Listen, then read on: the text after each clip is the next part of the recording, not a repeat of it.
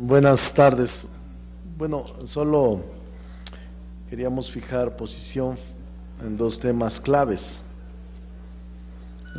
que ahora están ocurriendo. Uno, que insistimos en que la única vía para resolver los conflictos provocados por la inconformidad social son el diálogo. Nosotros nunca aceptaremos la violencia, nunca aceptaremos la represión como medida alternativa a la solución de conflictos y problemas sociales. México está viviendo momentos aciagos, difíciles.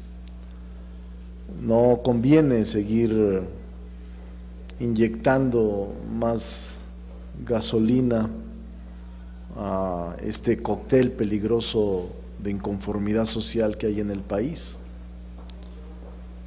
Y por esa razón hacemos un llamado al gobierno federal, a Gobernación, a las secretarías de la Defensa Nacional, de Marina, de Seguridad Pública, al jefe de gobierno del Distrito Federal, para que no se vean tentados en usar la represión como una alternativa a la solución de los problemas de la inconformidad social.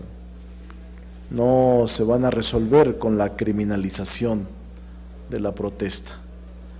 Hacemos un llamado enérgico porque puede provocar una escalada de violencia y de persecución a los opositores en el país por parte de los órganos de represión del sistema del Estado mexicano. Es muy peligroso que hagan esto. Estamos enterados de lo delicado que está la situación en el Zócalo y en el país, y no queremos que vaya a haber violencia. También Ricardo tocará dos temas importantes: el de una injusticia que el día de ayer se cometió con Alberto Patistán, maestro que ha sido condenado de manera injusta, pero que es reflejo de la justicia podrida que hay en el país. No hay justicia en el país, la justicia está al mejor postor. Este es un caso emblemático de indecencia. Justicia no existe. Existe la indecencia de jueces, magistrados y ministros de estar al servicio del dinero y del poder económico, estar al servicio de los poderosos. Prefieren sacar a Cassés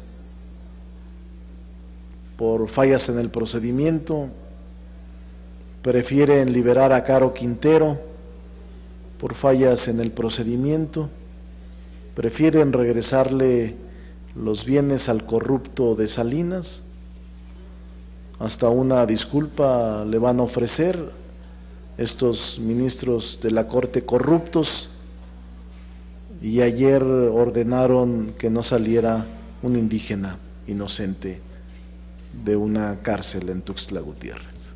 Este es el grado de descomposición social que existe en el país, que le voy a pedir a Ricardo profundice sobre los dos temas. Gracias, buenas tardes a todas y a todos. Efectivamente, el grupo parlamentario de Movimiento Ciudadano condena la resolución del primer tribunal colegiado del 20º Circuito del Poder Judicial de la Federación, con sede en Tuxtla Gutiérrez, Chiapas, donde se le negó el incidente de reconocimiento de inocencia al profesor Alberto Patistán, con lo cual están dejando firme la sentencia condenatoria de 60 años a este profesor indígena chiapaneco. Nos parece, como lo comentaba el diputado Monreal, que la justicia en el país está podrida y está siempre sujeta al mejor postor, al que tiene más influencias, al que tiene más dinero, al que representa compromisos económicos o con los poderes fácticos, como bien señalaba en el caso de Cassés, que es un caso tristemente célebre, donde a través de las presiones del gobierno francés la liberan sin siquiera reponer el procedimiento, simple y sencillamente la liberan, y en este caso de injusticia, en este elemento donde hay una clara inocencia del profesor Patistán, simplemente están confirmando su condena. Esto no podemos desvincularlo de otro tema que hemos venido insistiendo, pero queremos volver a subrayarlo y queremos volver a llamar la atención, que es la sentencia de la Suprema Corte de Justicia de la Nación de hace unos días, donde al resolver una contradicción de tesis en el expediente 293/2011, que fue proyectado por el ministro Arturo Saldívar, tomaron como resolución algo que es quizá el más grave retroceso en materia de derechos humanos en el país, y de esta manera la Corte está legislando y está cometiendo arbitrariedades. Si ya el Ejecutivo no respeta al Poder Legislativo y le impone leyes, ahora la Suprema Corte está modificando un artículo muy importante, que es el artículo 1º constitucional, donde se establece el principio pro persona y donde se señala en el texto constitucional que siempre se habrá de interpretar la Constitución y los tratados internacionales favoreciendo la protección más amplia a la persona. Sin embargo, lo que resolvió la Suprema Corte de Justicia de la Nación es que cuando haya una contradicción en el tema de derechos humanos, no va a imperar lo que sea más favorable a la persona, sino lo que diga la Constitución. Esto es un retroceso y no lo podemos desvincular de la resolución de Alberto Patistán. El Poder Judicial Federal en México está siendo parte de esta grave restauración autoritaria y conservadora que está viviendo el país, y no queremos, como grupo parlamentario, dejar de señalarlo, dejar de reprobarlo y dejar de combatirlo. ¿Tienen alguna pregunta? Y sobre estos dos temas, el primero que comentaba Ricardo Monreal es sobre pues la violencia que puede existir. Ayer declaraba el presidente de la República que asumiría las consecuencias de esta reforma hacendaria. No sé cómo se puede interpretar, a lo mejor es un poco en lo que dice Ricardo Monreal en violencia, en tratar de opacar pues las protestas que surjan de esta reforma hacendaria que no beneficia a muchos, entonces podría ser ahí asumir las consecuencias. No sé si por ahí sería uno. Y en el segundo tema, relacionado a la desviación de la justicia, ayer declaraba también el procurador Murillo Karam que a la exprocuradora Morales no se le va a seguir ningún juicio, es más, ni siquiera está por ley, esto ya no se le puede seguir porque no tiene nada que seguirle, aunque tiene muchas acusaciones atrás. Quisiera que me lo respondieran. Bueno, primero, yo les diría que el asumir actitudes de arrogancia del PRI los va a conducir a la desmesura y al uso de la violencia en contra del pueblo. Nosotros lo advertimos desde la campaña: la restauración del viejo régimen traerá consecuencias funestas. No escuchan, no ven y simple y sencillamente actúan con insensibilidad y arrogancia. Nosotros estamos preocupados porque no hay quien atienda la irritación social que en el país existe. Si solo será la política del garrote, creemos que no va a durar mucho y que al contrario causará más indignación en sectores de la población. La reforma hacendaria está orientada a destruir a la clase media. La reforma hacendaria no es la panacea, ya lo expresamos. Ni tampoco es una reforma que vaya a ayudar al país a salir adelante.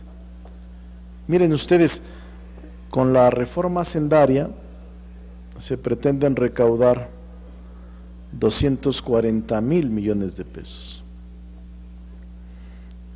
Es más la deuda que van a adquirir que lo que van a recaudar, porque están planteando 1.5 de déficit el año próximo, y eso equivale a cerca de 300,000 millones de pesos. Es decir, ni sumados los 240 con los casi 300,000 millones de pesos, que sumarían cerca de 500,000 millones de pesos, ni siquiera con todo eso lograría tapar el hoyo o boquete financiero que dejará Pemex al estar aportándole al presupuesto de la nación. Eso es lo peligroso.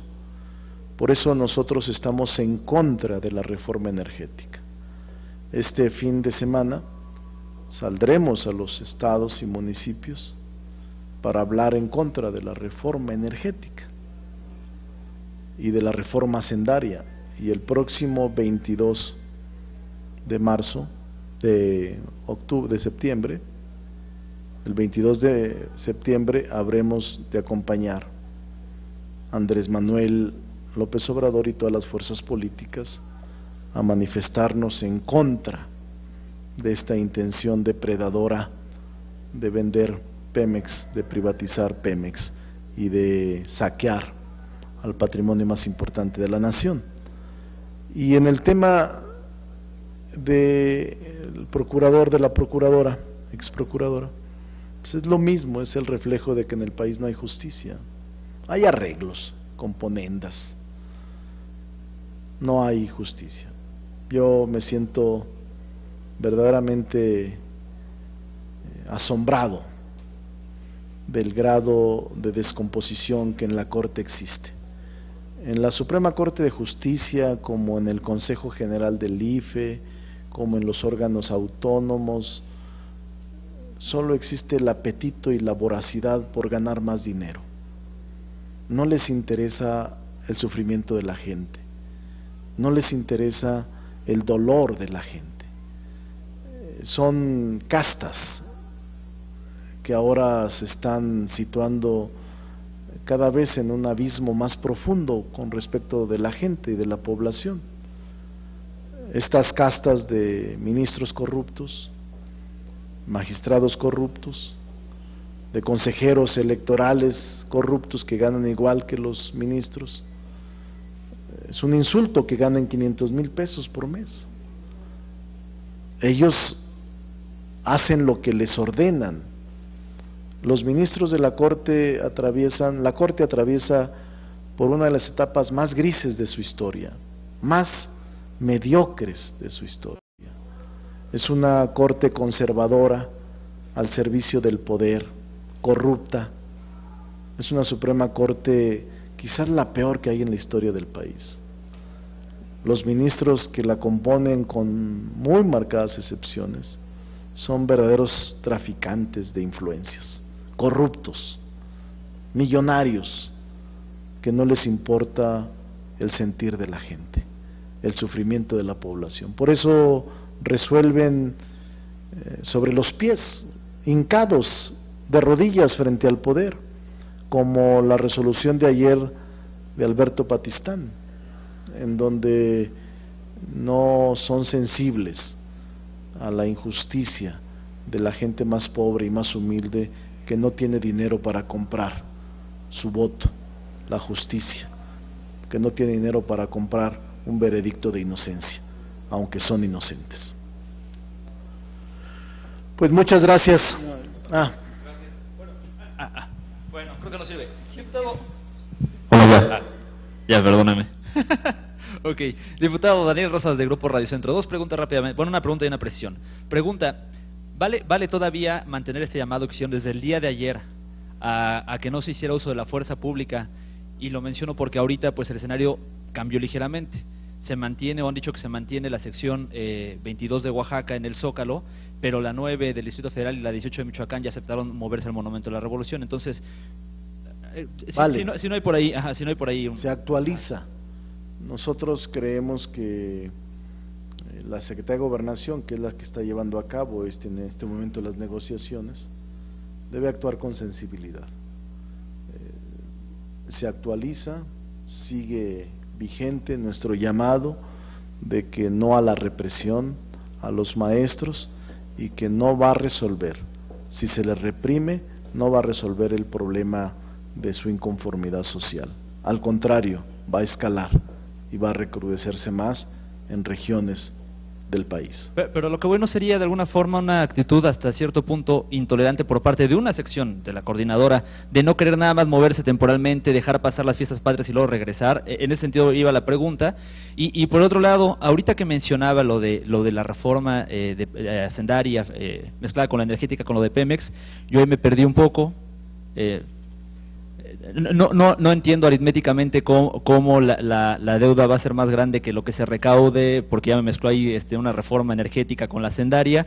No soy palero del PRI ni nada, es No se preocupe. primera pregunta. Gracias. No se preocupe. Ustedes, como muchos mexicanos, sobre todo como Peña, que está perdido en todas partes, por eso se fuga rápido del país. No, mire, es muy sencillo. El boquete financiero, que las aportaciones que hace Pemex al erario año con año al presupuesto, es de 800,000 millones de pesos aproximadamente. La reforma planteada, con todo la eliminación de exenciones, con la eliminación del régimen fiscal de consolidación, con el aumento del 30 al 32% del impuesto sobre la renta, sobre la gravación a hipotecas y a prestaciones sociales, todo eso en su conjunto se está estimando recaudar, si se aprobara toda la reforma, 240,000 millones de pesos al año.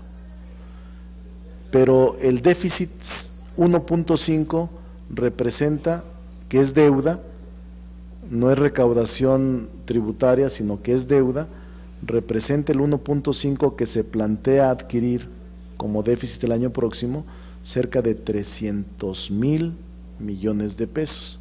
Es decir, el gobierno va a adquirir recursos más abundantes por la deuda que va a adquirir, por lo que va a pedir prestado, que por lo que va a recaudar de los impuestos.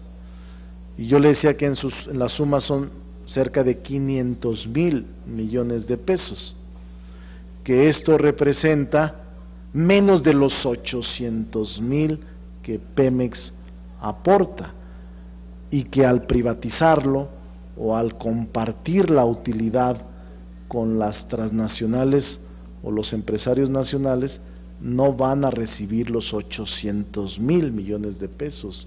Eso es lo grave. Por eso nosotros estamos en contra de que se privatice Pemex, y estamos luchando porque no se modifique el artículo 27 y 28 constitucional. Exactamente lo que está haciendo el gobierno federal es lo que hizo Moreira en Coahuila: endeudar al Estado más que recaudar o actuar con honestidad. Nosotros creemos que se está iniciando en el país un moreirazo federal, porque van a solicitar endeudar al país con el 1.5% el año próximo, sin contar los piridegas y sin contar las deudas indirectas de organismos públicos descentralizados con autonomía, casi por 300,000 millones de pesos el próximo año. Y este año el 0.5 te representa cerca de 80,000 o 90,000 millones de pesos. El 0.4 que plantean para la terminación del año, el 0.4 te representa cerca de 70,000 millones de pesos. Es decir, es deuda más deuda, es una especie de populismo del PRI de los 70. resolver los problemas del país con endeudamiento. Eso es lo que quiere hacer el PRI, en lo que nosotros estamos en contra por esta reforma hacendaria.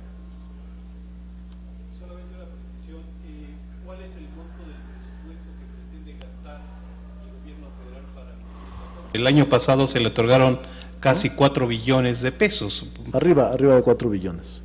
Arriba de 4 billones. Se suma, sí, es deuda. No hay combate a la corrupción, no hay austeridad, no hay reducción de este tren de vida que se llevan los altos funcionarios. Es verdaderamente grave lo que se intenta hacer. Nosotros no estamos de acuerdo con el despeñadero al que le están llevando al país. Estamos luchando y lo seguiremos haciendo